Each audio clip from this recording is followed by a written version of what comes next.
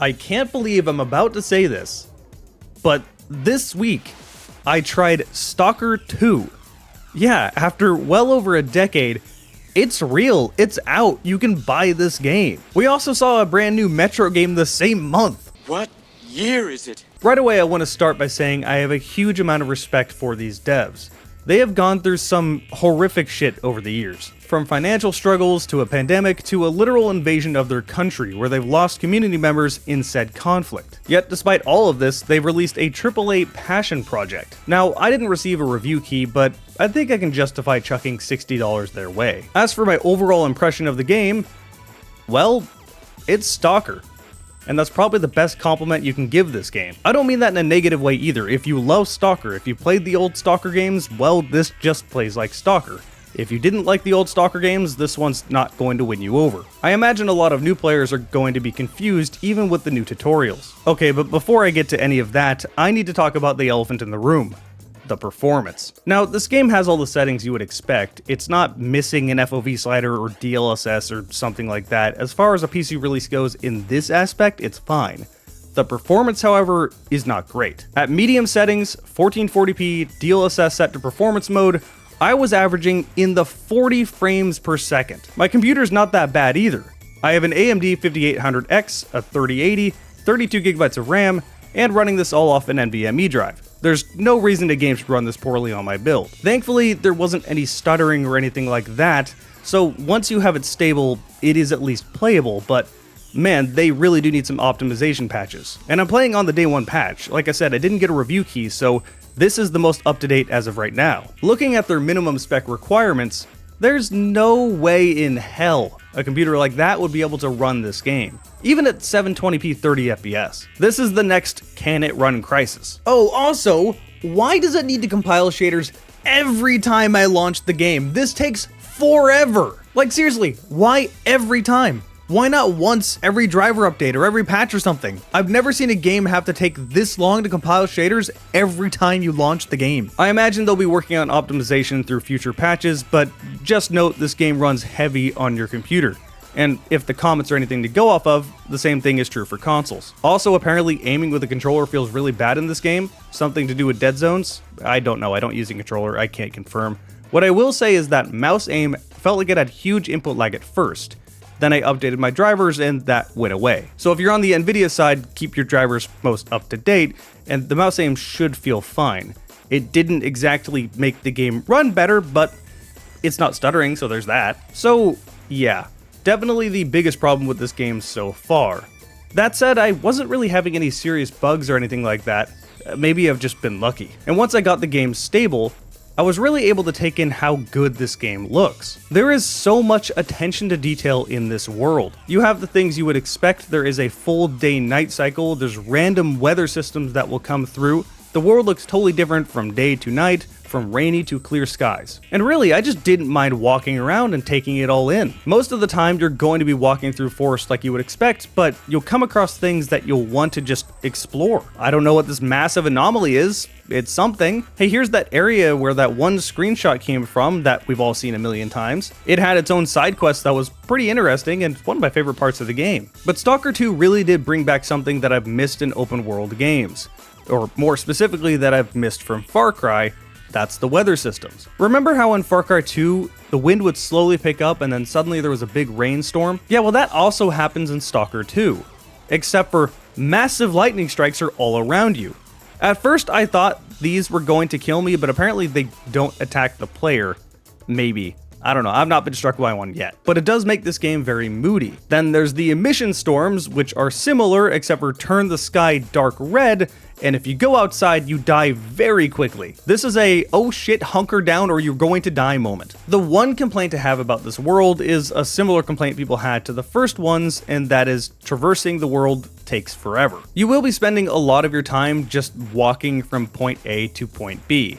And it's not game ruining, I don't really mind it that much. I wouldn't want a mini-map with fast travel put into the game, I don't think that would make Stalker better, but I do want a solution. People call Far Cry 2 Far Drive all the time, but that sort of a solution would work really well in Stalker 2. Having some sort of a vehicle to get from point A to point B would be nice, but also maybe having something akin to bus stops at the edges of the map to make traversing easier. The point here is that if you made traveling easier while also not ruining immersion, it would be a net gain for the game. But okay, why are you traveling in here anyway? What are you doing in the zone? What is the story in this game? Well, to be honest, I don't know. This again has a pretty similar problem to Far Cry 2 where you're kind of just dumped into Stalker land and you're doing Stalker things. I don't know what the end goal is, I'm just taking missions from random people. Though, to be honest, I didn't really question this, nor did I really care. This is the part of the game that I wanted to interact with, so I was enjoying it. Aside from the main story quests that you have to pick up, there's plenty of side quests along the way, and they have their own mini-stories. I actually found myself enjoying those more than the main quests. But of course, your main goal as a player, and not a main character, is just to get better loot. There are many things you will come across in the zone. There's secret stashes off in the distance, many side quests you could be doing. There is variety in your actions, which is nice. So what about this loot? It doesn't mean anything if it's not satisfying to use. And thankfully the guns do feel pretty good in this game. Stalker 2's combat feels a lot more tactical than most shooters do nowadays. And thank God, I have missed this kind of combat. Your bullets do a lot of damage, so do the enemies. You need to reposition and use cover strategically. It is really hard to find shooters with slower paced combat nowadays, so I've missed them. However, Stalker 2 doesn't feel entirely like a tactical shooter. It has arcadey elements in there, like the ability to just heal yourself on a whim and bandage yourself whenever you need to in the middle of combat. That said, you do start bleeding very quickly, a lot, and bandaging so often does get kind of annoying. You know those videos where someone's putting on 20 different t-shirts? I imagine that's what your arm looks like by the end of this game. But overall, I really don't have any complaints with the human enemies. Your gun shoots pretty much exactly where you're pointing, and so do the enemies. Pop out and you're going to get shot. Mutants are a little bit more interesting, but they're definitely hit or miss. You see, this game is meant to be slower paced. You're not meant to be a super soldier, so your movement's not great. When it comes to enemies that have no other goal other than to run at you and hit you, this can make things awkward and slightly annoying. The best example are these invisible enemies. I don't necessarily hate them entirely, but I feel that there's no way to avoid taking damage. Your best option is to do that awkward sprint strafe jump to the side to avoid their attacks, but most of the time you're going to take damage and then have to heal yourself. This enemy also takes a ton of bullets, so yeah, it can be a little annoying. And by the end of these gunfights, your guns are probably going to start jamming.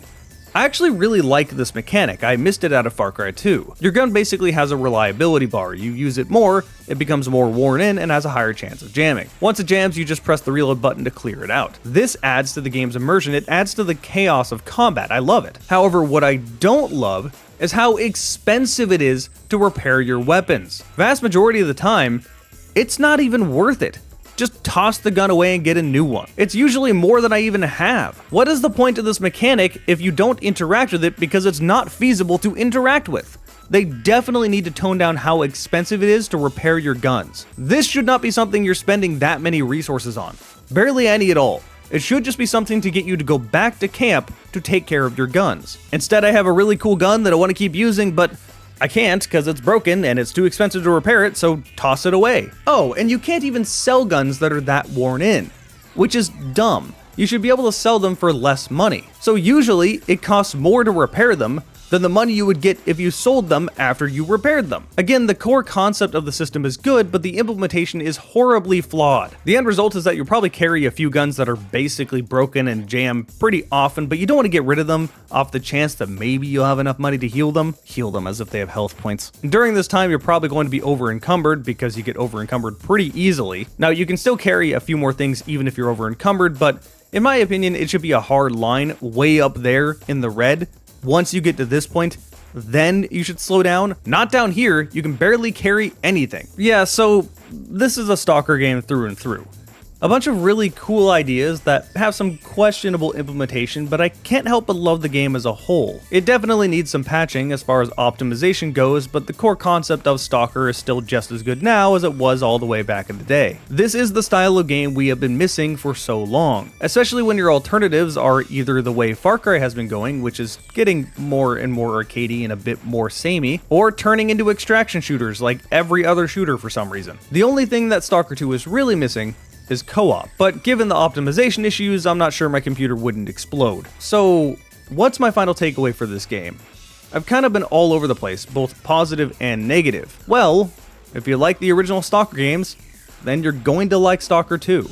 If you didn't care for the original Stalker games, then I can't say I would recommend. I know I've said a lot of negative about Stalker 2, but I've been enjoying the game a lot more than I've been not enjoying it. The nitpicks I have are mostly because I have been enjoying it, and it's so close to being such a good, flawless game. And with a few patches, it could be. So maybe my recommendation is hold off for a little bit and see how it progresses. I don't know, I still don't really regret spending money on it. I'm gonna continue playing it. The game is pretty fun. Hey, huge thanks to my YouTube members for supporting this channel. They get to see my videos very early sometimes. Like, I got 4 videos backlogged right now. I'm gonna have more backlogged soon. They get to see my videos like a month ahead of time. I keep YouTube memberships pretty cheap. It's right next to the subscribe button if you want to do that.